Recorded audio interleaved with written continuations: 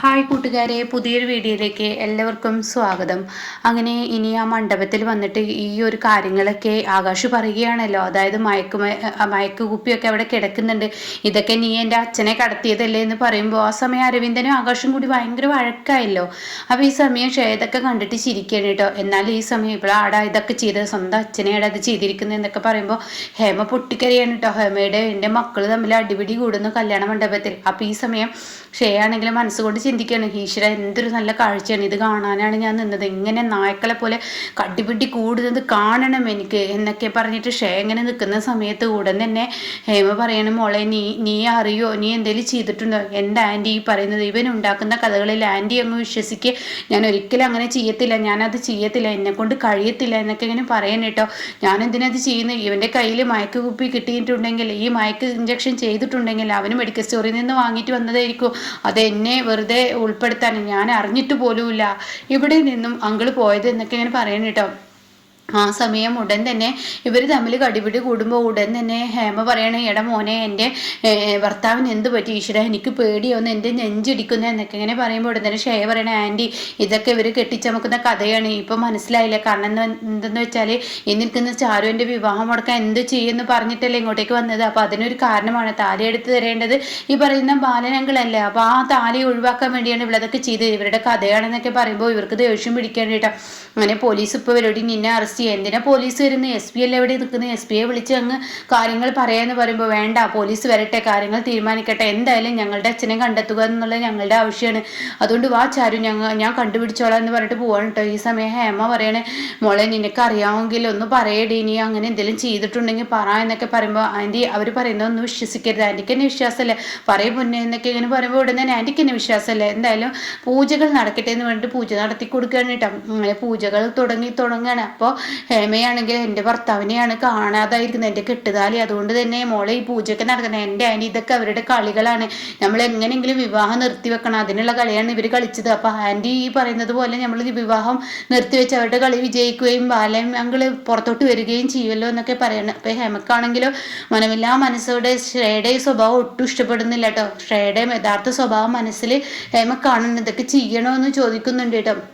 ഈ സമയം ആരെയും വകവെക്കാതെ ഹേമയുടെ വാക്കുകൾ കേൾക്കാതെ പൂജ ചെയ്തു തുടങ്ങാണ് കേട്ടോ. അപ്പോഴേക്കും ചാരു ആഘോഷം അവിടെ നിന്ന് ഇറങ്ങാണ്. അപ്പോഴാണ് കേട്ടോ അമൃതയും കുഞ്ഞുങ്ങളും കൂടിയിട്ട് ഈ ഒരു ഫോട്ടോക്ക് വേണ്ടിയിട്ട് അടിപിടി കൂടുന്നത്. അത് ചാരുവിൻ്റെ കണ്ണിൽ കാണാണ്. അങ്ങനെ ചാരു ആ ഫോട്ടോ വാങ്ങണം, എവിടുന്ന് കിട്ടി എന്നൊക്കെ ചോദിക്കുകയാണ്. അപ്പം ഞങ്ങൾ ഹൈഡൻസിക്ക് കളിക്കുമ്പോൾ ഞങ്ങൾക്ക് അതിനിടയ്ക്ക് കിട്ടി, ഒളിച്ചു കളിക്കുന്നത് അങ്ങനെയൊക്കെ പറയാണ് കേട്ടോ കുട്ടി അമൃതയുടെ മോള്. അപ്പം അങ്ങനെ കാര്യങ്ങളൊക്കെ പറയുമ്പോൾ എവിടെയാണെന്നൊക്കെ ചോദിക്കുമ്പോൾ ഇവർ ആ ഇരിക്കുന്ന സ്ഥലം പറഞ്ഞു കൊടുക്കണം. അങ്കിൾ അവിടെ ഉറങ്ങിക്കിടക്കുകയാണ്, കസരയിൽ ഇരിക്കുകയാണ് എന്നൊക്കെ പറയുന്നത്. ഇത് കേൾക്കുന്ന ചാരുവും ആകാശവും ഓടോടാണ്. എന്നാൽ എല്ലാം നേടിക്കിട്ടി എന്നുള്ള ആ ഒരു അഹങ്കാര ഭാഗത്ത് ഷേ പൂജകളൊക്കെ തുടങ്ങുമ്പോൾ ഇവരുടെ തിരിച്ചു വരവ് കേട്ടോ, അത് ഷേക്ക് ഉൾക്കൊള്ളാൻ കഴിയുന്നില്ല. ഷേ ചിന്തിച്ചത് എന്താണ്, ഇവരുടെ തിരിച്ചു വരവ് അതൊരിക്കലും ഉണ്ടാവരുത്, ഇവരെ വെച്ചിട്ട് വേണം ഇനി എനിക്ക് കല്യാണം നടത്താൻ എന്നുള്ള ആ ഒരു ചിന്താഗതിയാണ് കേട്ടോ ഷേക്ക് ഉണ്ടായത്. പക്ഷെ അത് തെറ്റിപ്പോയിരിക്കുകയാണ്. അങ്ങനെ ഷേ ഒക്കെ ഞെട്ടി നിൽക്കുമ്പോൾ ഷേയെ ഞെട്ടിച്ചും കൊണ്ട് കതിർ മണ്ഡപത്തിലെ ആ സൈഡിലുള്ള ബോക്സുകൾ ആകാശ് വലിച്ചുരുവാൻ കേട്ടോ. അപ്പോഴേക്കും ഹേമയും അതുപോലെ തന്നെ മറ്റുള്ളവരെല്ലാവരും അങ്ങോട്ടേക്ക് ഓടി വരുമ്പോൾ കാണുന്ന കാഴ്ച ബാലനെ ഒരു കസേരയിൽ കെട്ടിയിട്ടേയിരിക്കുന്ന കേട്ടോ. ഇത് കാണുന്ന ചാരു സങ്കടത്തോടു കൂടി ബാലമാമയെ എന്ന് പറഞ്ഞ് വിളിക്കുക, അനു വിളിക്കുന്നു, അതുപോലെ മറ്റുള്ളവർ വിളിക്കുന്നു, അമൃത വിളിക്കുന്നു, ഗോവിന്ദമാമ വിളിക്കുന്നു. അങ്ങനെ എല്ലാവരും നാട്ടുകാർ ഒന്നടക്കം ബാലനെ വിളിക്കുമ്പോൾ വിളി കേൾക്കുന്നില്ല. ഇത് താങ്ങാനാവുന്നില്ല, തൻ്റെ ബാലമാമ കണ്ണു തുറക്കുന്നില്ല. ഒരിക്കലും തനിക്ക് അംഗീകരിക്കാൻ പറ്റാത്ത ഈ സത്യം തൻ്റെ ഉള്ളിൽ വലിയ വേദനയാവാണ് കേട്ടോ. ചാരു പിടിവിട്ടു പോവാണ് ചാരു പിന്നീട് ഒന്നും നോക്കില്ല. അപ്പോഴേക്കും അരവിന്ദ ഇറങ്ങി വന്നിട്ടുണ്ട് കേട്ടോ. അരവിന്ദനോട് ഹേമ പറയണേ, എടാ നമ്മുടെ അച്ഛനെ കണ്ടില്ലടാ, എന്താ ഇങ്ങേർക്ക് പറ്റിയത്, എനിക്ക് പേടിയാവുന്നു, എൻ്റെ നെഞ്ചിടിക്കുന്നു. അപ്പം അതിനിടയ്ക്ക് ആകാശ് പെട്ടെന്ന് ഡോക്ടർക്ക് വിളിക്കുന്ന അങ്ങനെയുള്ള കാര്യങ്ങളൊക്കെ ചെയ്യുന്നുണ്ട് കേട്ടോ. അപ്പം അരവിന്ദന് സ്റ്റേജിൽ നിന്ന് ഇറങ്ങി വരുമ്പോൾ ഇവിടെ ഇപ്പുറത്ത് ഷേ ആണെങ്കിലോ കണക്ക് കൂട്ടലുകൾ എല്ലാം തെറ്റിപ്പോയിരിക്കുകയാണ് കേട്ടോ. ഷേയുടെ കണക്ക് കൂട്ടലുകൾ മൊത്തം തെറ്റിയിട്ട് ഷേ നിൽക്കുകയാണ്. ആ സമയം കാണാൻ ചാരു ഒരു ഉറഞ്ഞ തുള്ളി ഭദ്രകാളിയെ പോലെ ഷേയുടെ മുന്നിലോട്ടങ്ങ് വന്നിട്ട്, എടി നീ എൻ്റെ ബാലമാമയെ ഈ അവസ്ഥയിൽ എത്തിച്ചടി, നീ എന്തടി എൻ്റെ ബാലമാമയെ ചെയ്തതെന്ന് പറഞ്ഞിട്ട് കാരണം നോക്കി തലങ്ങും വിലങ്ങും ഇട്ട് അടിക്കണം കേട്ടോ. ഈ അടിയങ്ങ് കിട്ടുന്നതിനോട് കൂടിയിട്ട് ഷെയ ആകെ ഞെട്ടിപ്പോവാണ്. ഷെയ ഷോക്കായി പോവാണ്. പിന്നീട് എന്താടി നീ കാണിച്ചു വെച്ചിരിക്കുന്നത് എന്ന് പറഞ്ഞിട്ട് ഷെയെ പിടിച്ചു വലിച്ചിട്ട് ബാലന്റെ മുന്നിലോട്ട് കൊണ്ടുവരാനായിട്ട്. അപ്പോഴും ബാലൻ കണ്ണു തുറക്കുന്നില്ല. എത്ര വിളിച്ചിട്ടും വെള്ളം എടുക്കുന്നൊക്കെ പറഞ്ഞിട്ട് ഇവര് വെള്ളം തെളിക്കുന്നു, അങ്ങനെയുള്ള കാര്യങ്ങളൊക്കെ ഒരു ഭാഗത്ത് നടക്കുന്നുണ്ട്. ഇതിനിടയ്ക്കാണ് ചാരു ഷെയെ പിടിച്ചു വലിച്ചു കൊണ്ടുവരുന്നത്. അങ്ങനെ ഷെയെ തലങ്ങും വിലങ്ങും അടിക്കുന്നത് കാണുമ്പോൾ അരവിന്ദനെ പിടിച്ചു നിൽക്കാൻ കഴിയില്ലട്ടാ. അരവിന്ദൻ എന്ത് ചെയ്യും? ചാരുവിനെ ഒരൊറ്റ അടിയങ്ങ് അടിക്കുകയാണ്. അതോടുകൂടി ആകാശിന്റെ പിടിവിട്ട് പോവാണ്. തൻ്റെ ഏട്ടനാണെന്ന് നോക്കില്ല, തലങ്ങും വിലങ്ങും ഇട്ട് അടിക്കുക തന്നെ ചെയ്യാണ് ഈ പറയുന്ന അരവിന്ദനും ആകാശും തമ്മിലിട്ടോ. അങ്ങനെ അവർ തമ്മിൽ വലിയൊരു വഴക്ക് തന്നെ നടക്കുകയാണ്. അപ്പോഴേക്കും ഹേമ ഒന്ന് അടങ്ങ് എന്ന് പറയണേ. അപ്പോഴേക്കും എല്ലാവരും ഇങ്ങനെ മാറ്റി നിർത്തുകയാണ്. എന്നിട്ട് ഷെയ ചോദിക്കുകയാണ്, അരവിന്ദ നീ എന്തേ കാണിക്കുന്നത്? നീ ഒന്ന് ഒതുങ്ങി നിൽക്ക്. അത് പറഞ്ഞിട്ട് ഷെയ അങ്ങ് വിളിക്കുന്നതിനോട് കൂടി അരവിന്ദൻ അവിടെ ആ വഴക്കാട് നിർത്തണം കേട്ടോ.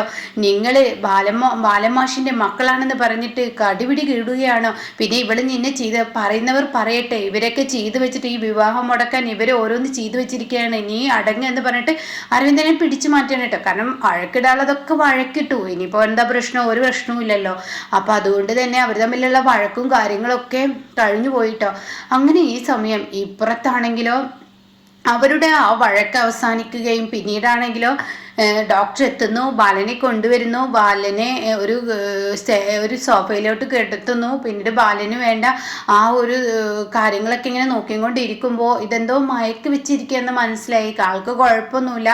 അപ്പോൾ ഉടൻ തന്നെ ആകാശ് പറയുന്നത്, ഇതാ ഈ ഒരു മരുന്നാണ് ഇഞ്ചെക്ട് ചെയ്തിരിക്കുന്നത്. എൻ്റെ അച്ഛനെ ഞാൻ വിളിക്കാൻ പോയപ്പോൾ അച്ഛനും കിടക്കുന്ന ആ ഒരു വീട്ടിൽ നിന്ന് എനിക്ക് കിട്ടിയ ഇഞ്ചക്ഷനും അതുപോലെ തന്നെ മരുന്നുമാണിതെന്ന് പറയുമ്പോൾ, ഓ ഇതായിരുന്നു അല്ലേ, എങ്കിൽ ഇതിനുള്ള മരുന്ന് എൻ്റെ കയ്യിലുണ്ട്. അപ്പോൾ ഇതിനുള്ള ആ ഒരു തിരിച്ചു മരുന്ന് കുത്തിവെച്ചാൽ ആൾക്ക് കുഴപ്പമൊന്നുമില്ലാതെ 10 മിനിറ്റ് കൊണ്ട് ആൾ കണ്ണു തുറക്കും എന്നൊക്കെ പറയും കേട്ടോ. ഇത് കാണുന്ന ഹേമയുടെ നെടുവീർപ്പ് ഹേമ അങ്ങ് വിടുകയാണ്. ഈശ്വര, എൻ്റെ ഭർത്താവ് എന്നുള്ള ആ ഒരു നിമിഷം പിടിയൊക്കെ വിട്ടുപോയി. കല്യാണം ഒന്നും വേണ്ട എന്നുള്ള തോന്നലൊക്കെ ഹേമയിൽ വന്നു തുടങ്ങി കേട്ടോ. അങ്ങനെ ഈ സമയം 10 മിനിറ്റുകൾക്ക് ശേഷം പതിയെ ഇങ്ങനെ ബാലൻ കണ്ണു തുറക്കാണ്.